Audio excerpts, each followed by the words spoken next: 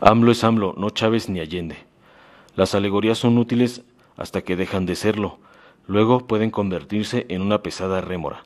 Decir que votar por López Obrador equivaldría a votar por Chávez o que su gobierno podría terminar como el de Salvador Allende puede ser una frase de campaña para restarle votos a Morena, pero es un pésimo referente para definir una línea de acción para el futuro. Inspirados por estas comparaciones, los antilópez obradoristas intentan convertir cada contratiempo del nuevo gobierno y cada dislate del presidente en la confirmación de la debacle inminente, la tragedia inevitable, la desestabilización y el colapso como destino manifiesto. El problema es que las alegorías no sirven después de cierto punto.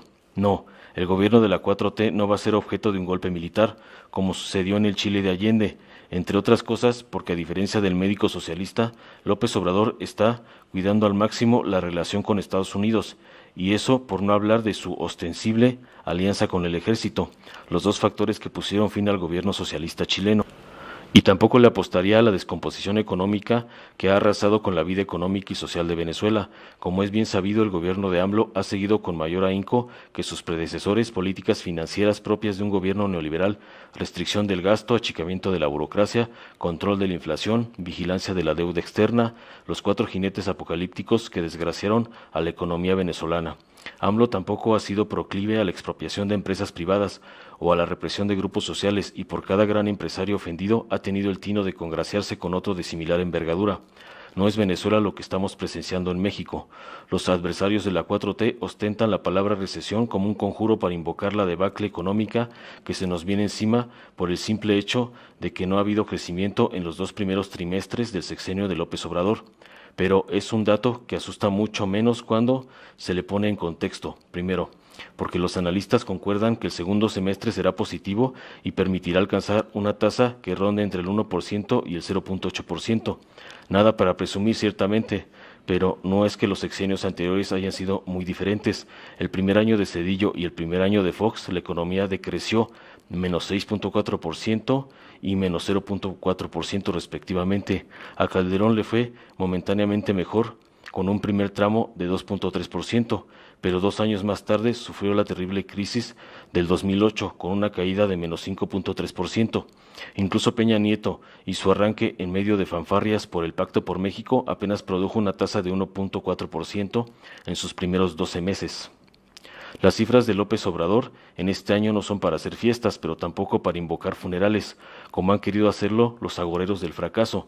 Es mejor arranque que el de Zedillo y Fox, tampoco se mide mal frente al de Calderón y Peña Nieto, y eso a pesar de que aquellos no enfrentaron la siniestra variable llamada Trump y sus efectos desestabilizadores sobre la economía mexicana, y si nos remitimos a la cotización del peso frente al dólar, es el mejor inicio del sexenio en varias décadas.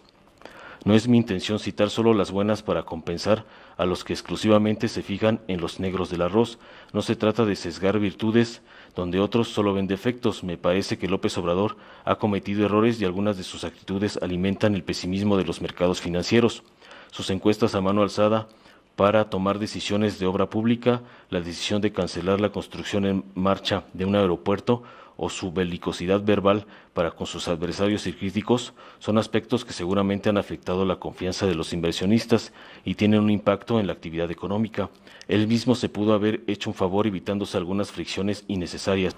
Solo quiero insistir que cualquier pronóstico sobre lo que nos espera tiene que asumirse en un contexto más amplio y que la especificidad de López Obrador y de México convierte en una burda caricatura la comparación con Chávez o Allende.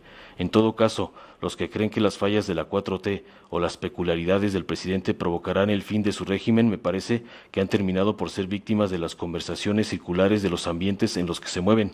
Los habitantes de las Lomas, Polanco, La Condesa o La Roma, por hablar de la Ciudad de México, caben en un pedazo de Iztapalapa. Millones de personas que habían sido ignoradas por la economía neoliberal son o serán beneficiarios de alguna transferencia pública directa. El poder adquisitivo de los sectores populares ha comenzado a crecer en mayor proporción que la economía, algo que no sucedía en décadas. Eso podría estimular el mercado interno y la actividad productiva. Desde luego hay empresarios desencantados que movilizarán su dinero, pero si hay negocio, y lo habrá, llegará otro a sustituirlo. En conclusión, a los que asumen la debacle del régimen porque el presidente les parece impresentable, por alguna razón inexplicable a Peña Nieto y a Fox les veían cara de estadistas, o porque invocan antecedentes de Chávez y Allende, yo les sugeriría que esperen sentados. Informó Mr. Politicón. Nos vemos en el siguiente video.